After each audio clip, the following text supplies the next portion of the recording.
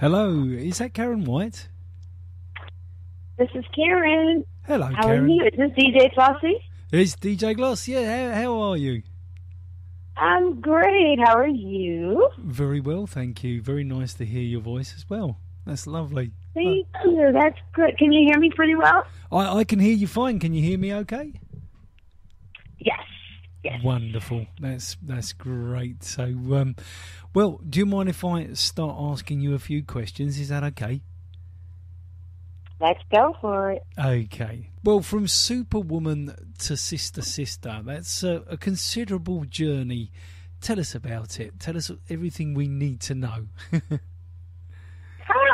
Well, you're so right when you say from Superwoman to Sister was like 18 or 17 plus years. Exactly. Well, I actually went through a lot of soul searching, a lot of. I've been in this industry really since I was professionally since I was 16, and I felt that I was great at accomplishing goals and achieving, my dreams. But I just felt like the inner person needed to grow, the spiritual side of me, and that, especially when I was finding myself. My mom was passing. This was in 1999, and I wound up getting a divorce with the love of my life, Terry Lewis, and I just felt like I was off, like this wasn't supposed to be happening to me. So my daughter was 3 years old at the time, so I just decided to, I said, I'm going to take some time off. I talked to the company, and I never planned on being gone this long. I mean, Warner Brothers, I mean, no artist ever, thinks they're going to be gone for 18 years. That's crazy. But as I found that, as I was away, my record label actually kind of gave me an ultimatum of, working and putting out this record, or, and actually promoting my last album, Make Him Do Right, Yes. Yeah. by going on the road, or, or they, were going to be dropping me. And so I wound up just not promoting it, and we wound up parting ways. And Yes. that was okay because I didn't, at that time, I was just, like I said, just a lot of personal stuff going on in my life. And then I wanted to be there for my daughter. When I was, when I had her, my life changed. And when I was married to Terry Lewis, we had an AM and a PM nanny. And it was, when you have a mogul like Terry and then you have me, myself as an artist, it was very tough. Yes, I understand. To be a parent. So anyway, so my priorities shifted a little bit, and I started doing other things. I started, flipping homes and buying real estate and doing interior design. And before I knew, I looked up, and I just didn't want to. I just felt like the industry was changing, so I didn't know where I fit in. Hip hop had become very dominant, and I was just like, for me, I didn't see where I fit in, and so I just kept doing my business and growing as an entrepreneur. And then Wonderful. I, got back in the business actually, how I got back in the business because the real estate market in the States had really changed. And so my money, was getting funny. And actually I was approached by some hip hoppers to, look at some of the music and, maybe do management and look at going into, executive producing with reality TV shows. So that's what I started to do behind the scenes. And then I wound up moving here to LA. And then every time I would go into a meeting with, my artists, Yes. they would ask me, what are you doing? You look wonderful. The Superwoman. And I was like, because, it's something, because as an artist, you don't know, especially in the United States, you're only as good as your last hit. It's not like I believe London and Japan and other places like that, I think they appreciate the artist more. I think they look at they don't look at it as much as the United States, but that way. So anyway, I started to get my confidence back and decided, okay, well, you know what, of course I missed it. I'm not going to lie and say I didn't miss it as I was gone. But I just, so then I dived back in and, started to be inspired in my music again. And that's where, it started to take shape. And thus, the Carpe Diem, which is a movement of my life, sees Yes. the day. That's what I decided to do. Wonderful. Well, that's a really lovely story for you to share, because obviously, you know, we're not aware of a lot of what you've just informed us of. So that's a first for myself and many of the listeners, which is wonderful. I was going to ask you though, because after reading quite a lot about you, I still don't know how you started in music back in the day. What was it that sort of got you motivated into music in the first place, Karyn? Wow. Okay, well, how I started, well, you know, as a child, I was, you know, entering pageants and talent contests. I believe, you know, looking back, my biggest asset was my drive and my focus. Like, it's like none other. When I say I'm going to do something, nothing can stop me, and I'm very relentless. Yes. So, as a child, I created ways, you know, for me to be in talent shows and sing and perform. And then I got the attention. My first professional thing was O'Brien, or Don Cornelius. He managed O'Brien. I don't know if you remember him, but he had hits back in the 80s and sang the Soul Train theme song. And so I went on the road with him, opening up for Cameo as a background singer, as a backing singer. And wonderful. That started my professional career. And then Don Cornelius took an interest in me and wanted to put me in a group. And so I didn't really want to be in a group, but of course, you know, I just was like, well, whatever, you know, maybe I can do that until I can be a solo artist. And so as I was even working on a project with Don Cornelius for the group, I started, you know, doing more auditions. And I actually auditioned for Shalimar when Jodie Watley left, and was the runner-up, but I didn't get that. And then someone else told me about a jazz fusion artist by the name of Jeff Lorber, who was looking for, you know, auditioning artists for his record, where he wanted to cross over more R&B pop and more mainstream. And so I auditioned for that, and that was a really big break. Benny Medina, you know, was the black head of A&R at Warner Brothers, and so they said if the record, you know, did well enough, I think it was top 10. I can't remember. It was top 10 or yes, yeah, I think it was top 10. Yeah, on the black R&B chart. That, you know, if it did well, that I would get my own record deal, and that's what happened. So that was really the turning point for my career. And Evan and Carl Sturken and Rogers, they produced that song, so I made great relationships with them, and so that was the journey. That's wonderful. That's thank you very much for that. And and talking about top tens, I mean, from the point of view of the US R&B, I mean, 1988 and 1989 were phenomenal years. Well, in fact, right the way through to sort of 94, really.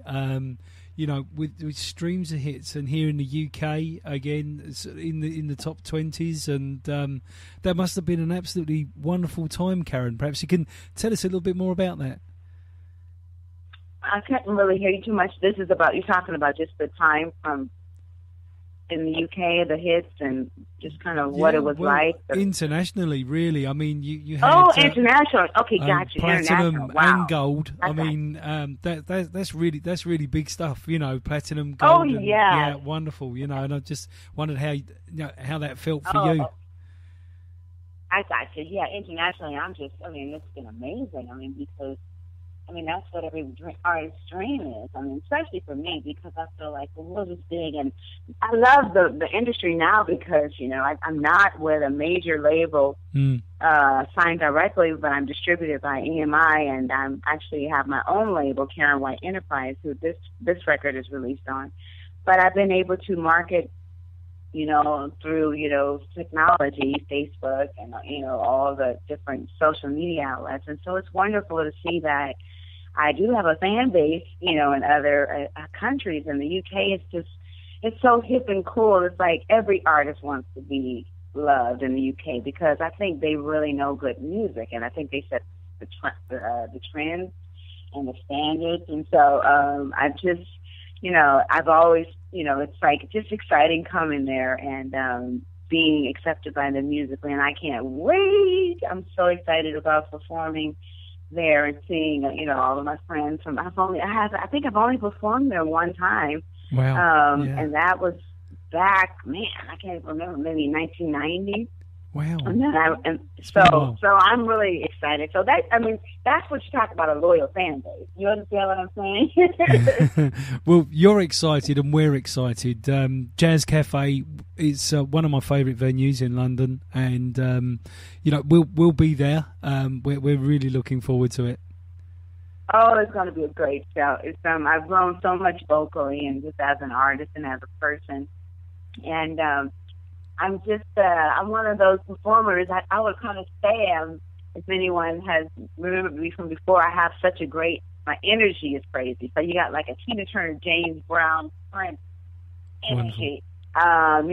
So it's just exciting for me. So I'm really doing a lot of running and jogging while I'm singing because I really I give it all, and I'm really excited about performing. The hits and what they want to hear. I took a poll, and so we have songs that the UK wants, and then I'll maybe do a few of my new stuff. But majority it'll be things that people love Karyn White for, and I'm also going to do a cover of a couple of songs of my own rendition that are pretty popular that I think you guys will enjoy. So I'm looking forward to playing with the band. I heard the band is sick, and I'm going to have a great time. I'm excited.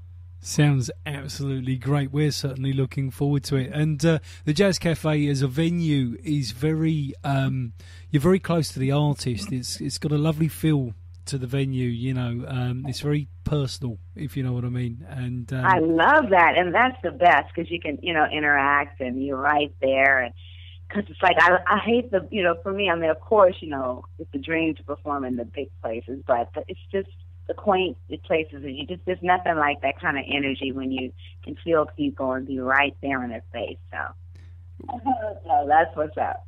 That sounds wonderful, Karyn. And of course, there have been plenty of people on the stage there. The Jazz Cafe seems to have a bit of an aura of its own, if you know what I mean, which is quite wonderful too. So I'm really looking forward to seeing you there. And you got a couple of really good support artists with you as well, in Tracy Hamlin and Bashira. So it's going to be an absolutely fantastic night all round. Oh. Awesome. So I saw one of them, so I have two opening acts. I do believe so, yes. Bashira, she's from London, UK, and a former featured artist with me here on Sound Fusion Radio, and of course Tracy Hamlin as well. So we're really looking forward to it, and it's the icing on the cake to have Karyn White heading the bill. Fantastic, just. Oh, can't wait! Absolutely can't wait. And I want to say this as well. I'm bringing in my backing artist, who is a phenomenal artist. He sings, with me, but he'll also be singing the duet, the number one duet that Babyface and I did called "Love Saw It," and he's phenomenal. So I was just letting him get ready for him. He's amazing, and he sings it actually. I don't know how you could do this.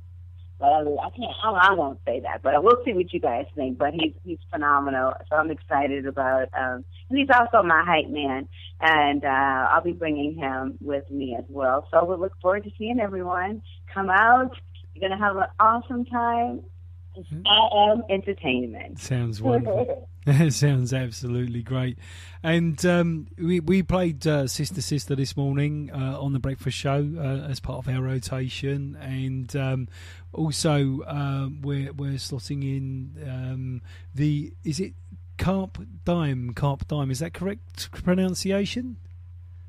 Which one, Carpe Diem? Yes, the one. Yes, sorry, I stand corrected. That's my London. Seize the day. Seize the day. Means, correct. The Latin phrase, Carpe Diem.